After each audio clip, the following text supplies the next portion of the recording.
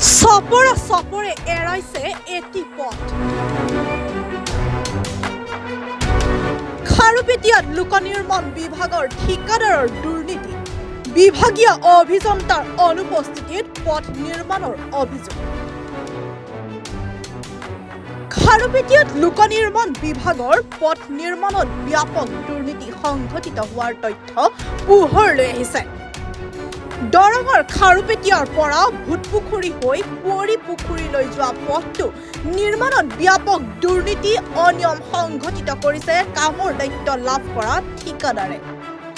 বিভাগীয় অভিযন্তাৰ অনুপস্থিতিত ঠিকাদাৰে নিজৰ ইচ্ছামতে অতি নিম্নমানৰ কাম চলাই থকাৰ গুৰুতৰ অভিযোগ উত্থাপন কৰে স্থানীয় ৰাইজে, যাৰ পৰিণতিত পথটো নিৰ্মাণৰ এদিন পাছতেই চপৰা চপৰে উঠিছে ৰাস্তা। পথৰ এই দৃশ্য ভূতপুখুৰী গাঁৱৰ। উল্লেখ্য যে নামফলকৰ তথ্যমতে পথটোৰ নিৰ্মাণৰ কাম 2022 চনত আৰম্ভ হৈ 2023 চনত সমাপ্ত হোৱাৰ কথা আছিল যদিও বৰ্তমানলৈ পথটোৰ নিৰ্মাণৰ কাম চলিয়ে আছে, যাৰ বাবে জমৰ যাতনা ভুগিছে ছাত্ৰ ছাত্ৰীৰ লগতে পথচাৰীসকলে। পথটোৰ নিৰ্মাণৰ কাম সম্পূৰ্ণ কৰাৰ বাবে বিভাগীয় কৰ্তৃপক্ষৰ লগতে দলগাঁও সমষ্টিৰ বিধায়ক মজিবুৰ ৰহমানৰ ওচৰত দাবী জনাইছে এতিয়া স্থানীয় ৰাইজে। তাৰমানে ৰাতি যাওঁতে চালোঁ এই ৰাস্তাটো পিচ কৰিছে। তে পিচ কৰাত আমি আমাৰ নজৰত দেখা পালোঁ এই ছাইডত ঘাঁহ আছে, মাটিবিলাক যিখিনি ডিচিপ্লিন দিব লাগে 1 মিটাৰ থাকিব লাগে, ক'ত 1 ফুট আছে ক'তে নাই, কোনো ধৰণৰ ডিচিপ্লিন নাই। এওঁলোকে দাঁড়ি কৰি পিচ কৰি যাই আছে।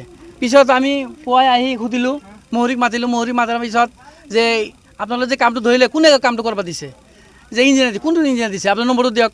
তে নম্বৰ দিলে, এই নম্বৰত ফোন মাৰিলোঁ। বাইদেৱে ক'লে যে নাই, এইটো কাম আমি ধৰিব দিয়া নাই, আমি ট্ৰেইনিঙত আছোঁ, আমি ইহঁতে নিজাভাৱে কৈছে, এওঁলোকে কোনে কাম কৰিছে, আৰু ধমকিহে দিলে।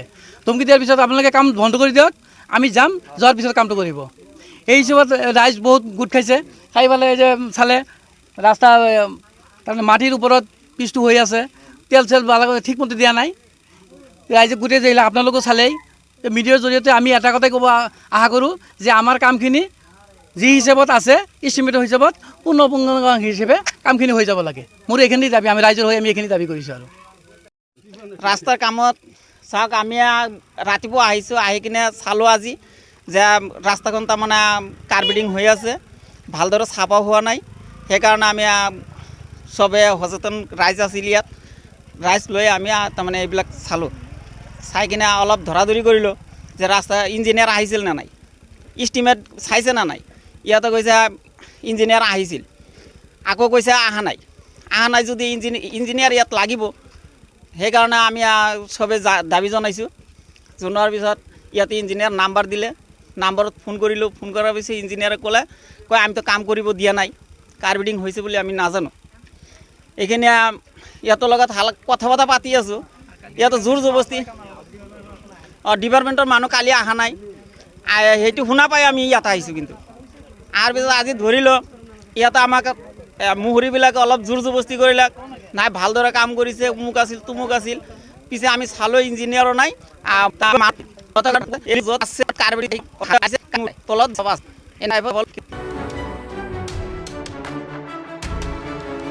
খাৰুপেটীয়াৰ পৰা খৈবৰ মণ্ডলৰ ৰিপৰ্ট, এনি ভাৰত 24।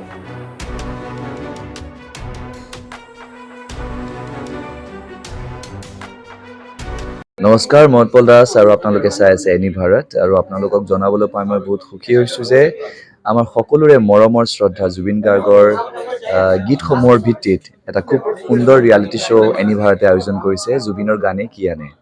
এই প্ৰথম ছিজনটোত অডিশ্যনছ আৰম্ভ হ'ব আগষ্টৰ পৰা অসমৰ বিভিন্ন জিলাত।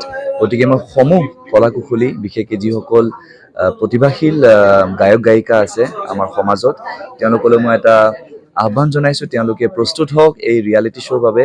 আৰু তাৰিখটো হৈছে 15 আগষ্ট 2024 চন, এনি ভাৰতৰ অডিশ্যন, জুবিনৰ গানে কি আনে।